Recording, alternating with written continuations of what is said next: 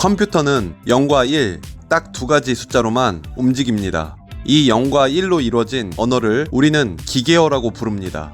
하지만 실제로 컴퓨터는 사람이 제어합니다. 그런데 모든 동작을 0과 1로 직접 명령해야 한다고 생각해보면 아주 간단한 기능조차 만드는데 엄청난 시간이 걸립니다. 요즘처럼 사람이 이해하기 쉽고 편리한 프로그래밍 언어를 쓰는 개발자 입장에서는 단순한 기능조차 기계어로 구현하는 것은 매우 어렵습니다. 그래서 이 기계어를 사람이 직접 다루기에는 너무 어렵기 때문에 사람이 조금 더 외우기 쉽게 만든 언어가 바로 어셈블리어입니다. 어셈블리어는 기계어와 1대1로 대응되는 저수준 언어로 기계어의 복잡한 0과 1이 길게 이어진 코드 대신 그 길게 이어진 코드를 기호와 매칭하여 짧고 기억하기 쉬운 이름으로 MOV, ADD, JMP 같은 기호 등을 이용해서 개발을 하게 됩니다. 일반적인 프로그래밍 언어가 건물 전체를 보여주는 설계도라면 어셈블리어는 각각의 벽돌 위치까지 심지어 사용되는 벽돌의 소재는 무엇인지까지 모두 지정하는 초정밀 설계도에 가깝습니다. 예를 들자면 MOV라는 명령어는 트럭에서 벽돌을 건물로 옮기는 명령을 뜻합니다. 그래서 완전한 기계어를 대신해서 사람이 읽기 쓰기 쉽게 바꾼 기계어가 어셈블리어라고 이해하시면 됩니다.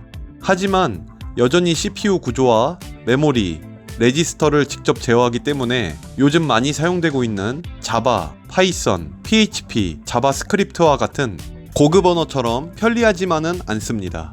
어셈블리어를 알면 컴퓨터가 실제 명령을 어떻게 처리하는지, 데이터가 메모리와 CPU 안에서 어떻게 움직이는지, 프로그램이 어떤 방식으로 실행되는 것인지 훨씬 깊게 이해할 수 있습니다. CPU는 컴퓨터 안에서 모든 계산과 처리를 담당합니다. 근데 CPU가 이해하는 언어는 한정되어 있고, 물론 기계어로 0 또는 1로 이루어진 명령어입니다. 이런 명령들을 처리하기 위해 아키텍처가 존재하는데 명령어의 모음과 규칙을 의미하는데 이를 ISA, 명령어 집합입니다. ISA는 CPU가 어떤 명령을 이해할 수 있는지, 어떤 방식으로 데이터를 저장하고 불러오는지, 어떤 연산을 수행할 수 있는지 등을 정의합니다. 예를 들자면 X86이나 ARM 같은 CPU는 서로 다른 ISA를 가집니다. 그래서 X86용으로 작성된 어셈블리 코드는 ARM CPU에서 실행이 불가능합니다. 따라서 ISA는 CPU가 수행할 수 있는 기능의 규칙이라고 생각하면 되고, 어셈블리어는 이 규칙에 맞춰 작성하는 언어인 셈입니다. 물론 그 규칙서에 맞게 개발을 해야 한다는 점을 들으면 단점처럼 들리지만, 반대로 해석하면 그 특정 하드웨어가 가진 능력을 100%까지 끌어올려 사용할 수 있다는 의미가 되기도 합니다. 예를 들어 고성능 연산을 위해 특별한 명령어를 사용한다고 가정해 보겠습니다. 인텔 CPU에서는 X86 ISA의 확장으로 AVX라는 명령어 집합을 제공하고, ARM CPU에서는 ARM ISA 확장으로 네온이라는 명령어 집합을 제공합니다.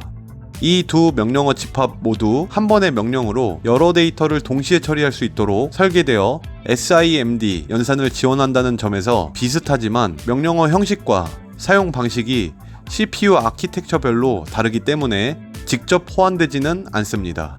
어셈블리어의 가장 큰 특징은 CPU 내부에 레지스터를 직접 다룰 수 있다는 점입니다. 레지스터는 메모리보다 훨씬 빠르지만 작은 저장 공간이라서 여기에 데이터를 넣고 바로 계산하면 속도가 극적으로 빨라집니다. CPU의 레지스터를 예를 들어 상자라고 가정해 볼게요. 이 상자 안에는 나중에 넣은 물건이 먼저 나오는 구조예요. 컵을 쌓아 올리듯이 가장 위에 올린 컵부터 먼저 꺼낼 수 있는 방식이에요. 여기서 맨 위에 어떤 컵이 올라와 있는지를 가리키는 손가락이 있어요. 이걸 스택 포인터라고 합니다.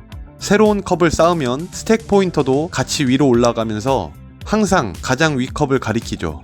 그런데 컵을 쌓는 도중에 특별한 작업을 해야 할 때가 있어요.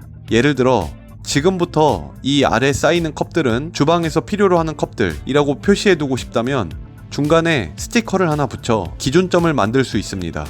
이 스티커가 바로 베이스 포인터입니다. 스택 포인터는 계속 움직이지만 이 베이스 포인터는 이번 작업이 시작된 기준점을 고정해 두기 때문에 주방에서 컵을 요청할 때 해당 컵이 기준점에서 위나 아래로 몇 칸 떨어져 있는지를 쉽게 찾아낼 수 있게 해줍니다. 프로그램이 함수 하나를 실행할 때도 스택 포인터나 베이스 포인터 같은 레지스터가 움직이면서 지역 변수나 매개 변수를 관리하게 되는데, 어셈블리어를 이해하면 이런 흐름을 눈으로 직접 확인할 수 있습니다. 그리고 어떤 프로그램에서 준비해둔 저장 공간의 범위를 넘어 데이터를 집어넣는 형태의 버퍼 오버플로우 같은 보안 공격도 결국 이 레지스터를 조작하려는 시도라고 볼 수 있습니다. 그래서 보안 전문가나 리버싱 분석가들은 어셈블리어를 반드시 알고 있어야 합니다. 고수준 언어에서는 메모리 주소 계산이나 포인터 이동을 자동으로 해주지만 어셈블리어에서는 이를 직접 설정해야 합니다. 이 덕분에 메모리를 읽고 쓰는 패턴을 세밀하게 제어할 수 있고, 캐시 히트율을 높이거나 필요 없는 접근을 줄여 성능을 더 끌어올릴 수 있습니다. 운영체제와 드라이버 같은 저수준 소프트웨어에서는 이런 능력이 필수입니다. 운영체제의 가장 첫 부분, 즉 부트코드도 어셈블리어로 만들어집니다. 컴퓨터가 켜지는 순간에는 운영체제나 라이브러리가 존재하지 않기 때문에 CPU를 초기화하고 보호 모드로 전환하고 가상 메모리 구조를 잡는 일들을 오직 어셈블리어만으로 처리해야 합니다.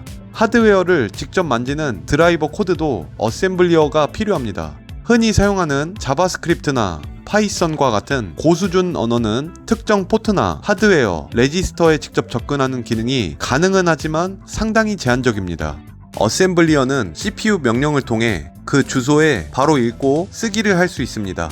인베디드 시스템처럼 자원이 부족한 환경에서는 코드 크기를 줄이고 실행 속도를 극대화하기 위해 어셈블리어가 필수적으로 사용됩니다. 현대에서는 전체 프로그램을 어셈블리어로 작성하지는 않지만 속도가 정말 중요한 부분에서는 여전히 어셈블리어가 마지막 한 끗을 책임지는 기술입니다. 여러가지 이유가 있겠지만 CPU마다 내부 구조가 다르고 프로그램이 실제 어떻게 동작할지는 실행 전에는 모르기 때문에 컴파일러에서는 할 수 없는 영역인 캐시 라인의 정렬을 조정하거나 CPU 파이프라인이 멈추지 않도록 명령어 순서를 미세하게 조정하는 것이 가능합니다. 이런 부분을 직접 다듬기 위해 성능 라이브러리들은 종종 어셈블리어를 포함합니다. 행렬 연산, 벡터 처리, 암호화 알고리즘은 SIMD 명령어를 활용해 여러 데이터를 한 번에 처리하는데 이 역시 어셈블리어로 정교하게 조정됩니다. 또한 어셈블리어는 컴파일러 백엔드가 최종적으로 생성하는 결과물이기도 합니다. 컴파일러가 어떻게 동작하는지 그리고 어떤 방식으로 최적화가 이루어지는지 이해하기 위해서는 어셈블리어 지식이 반드시 필요합니다. 소프트웨어 인프라를 만드는 개발자에게는 필수적인 기반 지식입니다. 어셈블리어는 하드웨어에 매우 의존적입니다. 이식성은 거의 없지만 하드웨어 기능을 100% 활용할 수 있고 실행 속도도 가장 빠르며 시스템 자원을 직접 다룰 수 있는 절대적인 제어권을 제공합니다. 그러나 추상화가 거의 없어 개발 난이도는 매우 높고 큰 프로젝트를 관리하기에는 적합하지 않습니다. 결국 현대에서 어셈블리어는 운영체제, 펌웨어, 드라이버, 보안 분석, 컴파일러 개발, 성능 최적화 같은 필수 분야에서만 사용되지만 그 어떤 언어로도 대체할 수 없는 독특한 위치를 차지하고 있습니다. 컴퓨터의 가장 깊은 구조를 이해하고 다루고 싶다면 어셈블리어는 반드시 거쳐야 하는 영역입니다. 자, 간단하게 어셈블리어를 알아보겠습니다. 그냥 자바스크립트나 열심히 해야겠습니다.